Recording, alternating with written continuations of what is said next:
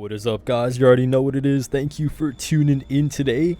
How many times have you heard Killer is so busted, or Dead by Daylight is so killer sided, or this build on Killer is just absolutely toxic?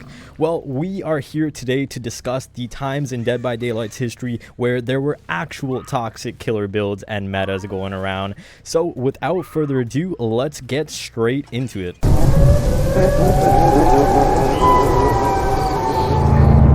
So the first toxic killer build we're going to be discussing is referred to as the machine gun build, all the way back in 2016 when Dead by Daylight looked like my face on a Monday morning, not the prettiest sight. This build involved the perks Unrelenting and Save the Best for Last. Now, unlike today where Unrelenting only gives you a cooldown reduction on missed attacks, back then Unrelenting gave you a cooldown reduction on successful attacks as well at a rate of 22% when the perk was at tier 3. Combined with Save the Best for Last, which gave you a 33% reduction in your cooldown for successful attacks, you got a total of 55% cooldown reduction on successful attacks. Now, I'm gonna throw up some B-roll of True Talent playing this just to give you an idea of how busted this was back then, and honestly, it was kind of fair because survivors had really busted things on there and like insta brand new parts, instant syringes, so you know, the game kind of balanced out. And honestly, there is an argument to say, okay, the game was so busted back then for both sides that it was kind of fun, but hey, let's all count our blessings that Dead by Daylight is in the state it is today. Moving on to 2017 for the actual impossible skill check build. Now, you guys might have heard of the impossible skill check build nowadays, you know, with Overcharge and the Doctor or whoever, but this was the real deal. This build involved mainly Ruin, Unnerving Presence, Overcharge, and the star perk of it all, Hex Huntress's Lullaby. Now, back then, Ruin did not function the same as it does nowadays, where it just progressively regresses any generator as long as the Hex totem is up. Rather, back then, it would give you this tiny little, basically where you hit the great skill checks. You would have to hit that for the generator to progress, otherwise it would regress slightly. Now, you could only imagine the synergy this had with Unnerving Presence, which reduced that area of impact that you had to hit the skill check, as well as Huntress's Lullaby, which basically gave you no noise indication that a skill check was coming. Now, when this build was used with Doctor as well as his perk Overcharge, he became an absolute monster. Honestly, I'd say even stronger than Nurse, because you simply could not progress the game. You could not hit those skill checks consistently, so you know, you're pretty much at a stalemate, right? So you know, let's look back at Dead by Daylight history and never repeat the same mistakes. Moving on to 2018. Now, this is a time when killers and survivors started to be a bit more strategic with the game. You know, it was out for about 2 years now, and people started to really know how to play the game and start to strategize. Now, this perk that we're going to talk about really incentivized tunneling. This was probably the OG tunneling perk, and that is, you guessed it, Dying Light. Now, unlike today, Dying Light back then worked such that it incentivized you to tunnel out the obsession. Once the obsession was tunneled out, all other survivors would get a permanent 25% reduction in repair speed for the rest of the match. However, there was a trade-off. When the obsession was alive, they would get a 50% gen speed increase. So they really wanted to hide from the killer, but at the same time, the killer was just going to hunt them out if they were running Dying Light. So it was really not a healthy perk back then. Other perks that would be combined with this would be Hex the Third Seal, Agitation, and Iron Grasp to take survivors to the hook of their killer's choice.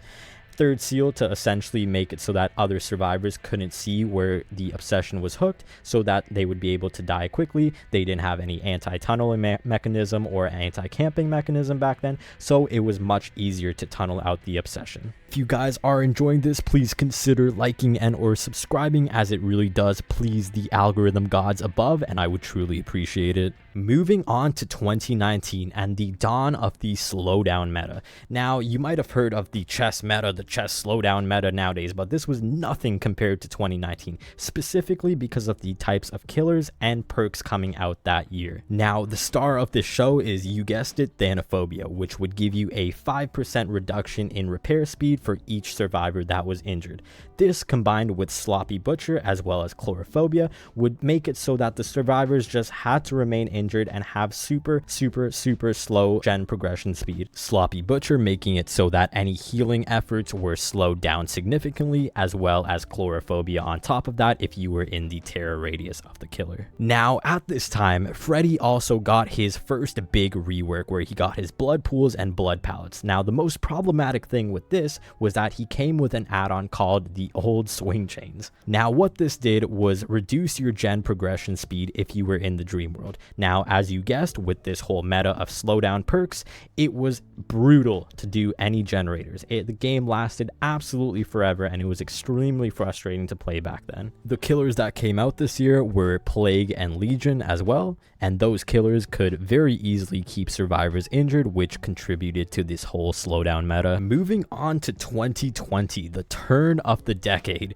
This came with a lovely build referred to as the small PP build, specifically effective on killers with high mobility such as Blight, who came out that year. This build involved the perks Ruin, Undying, Tinkerer, and Pop. Now Undying did not work the same as it does today.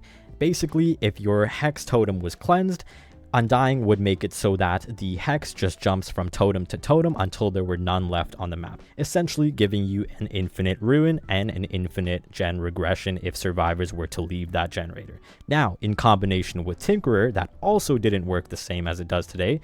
Tinkerer used to basically pop every time a gen gets to 70%, whereas nowadays it only does it once. So as you could imagine, killers could just keep bouncing between gens every time that they hear Tinkerer, especially high mobility killers like the Blight or the Nurse, and essentially just hold the game hostage and just keep downing survivors. It was a very impossible web to get out of, and thankfully they have nerfed those perks ever since because it involved no skill expression at all. Moving on to 2021 and the Hex meta. This meta was really centered around one star perk, that being Hex Pentimento with the release of the Artist. Killers would combine other Hex perks such as Plaything, Ruin, or Devour Hope, as well as Undying, to essentially force survivors to cleanse the totems, and then they would just pop it with Pentimento. So it was a lose-lose. So what survivors tended to do, at least good ones and survivors in Swifts, is they would just ignore totems completely. So we finally reached 2022, and we've been talking about a lot of toxic builds that are centered around slowdown perks. The same cannot be said for this next one, which involved Starstruck and Awakened Awareness.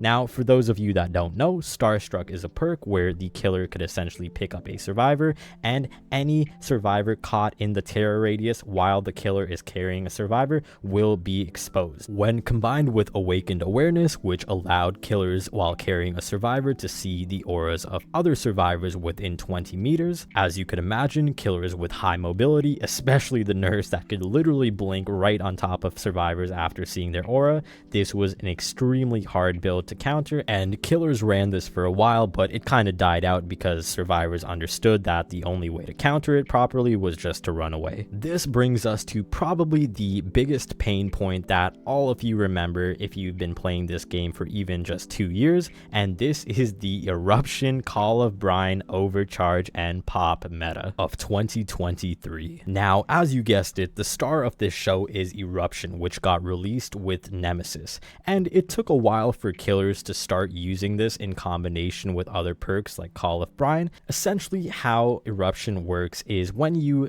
kick a generator, it becomes quote-unquote marked. When you down a survivor, any of those marked generators explode and lose 10% progress, and if any survivors are repairing them, they also get the incapacitated status effect. As you could imagine, this was extremely oppressive, essentially halting all gen progression for survivors that were affected by the incapacitated status.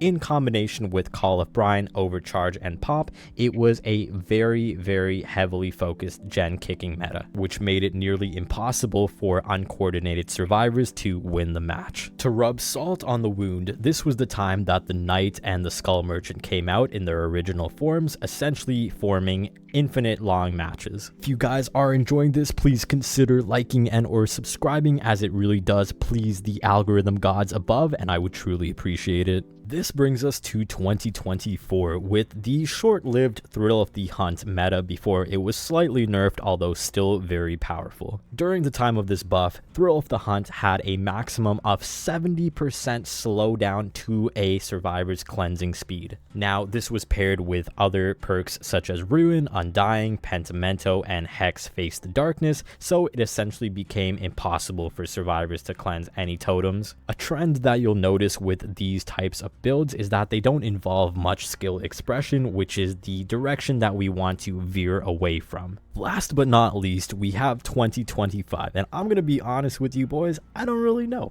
Dead by Daylight's in quite a good state right now, so I'm gonna rely on you guys to tell me in the comments what you think is the most toxic killer build right now. Now that we've gone through the rather chaotic past of Dead by Daylight, I think we should all take a moment to appreciate the state that the game is in. That is all I have for you guys. If you guys did enjoy, please consider liking and or subscribing, as it really does help my channel grow, and have a great day.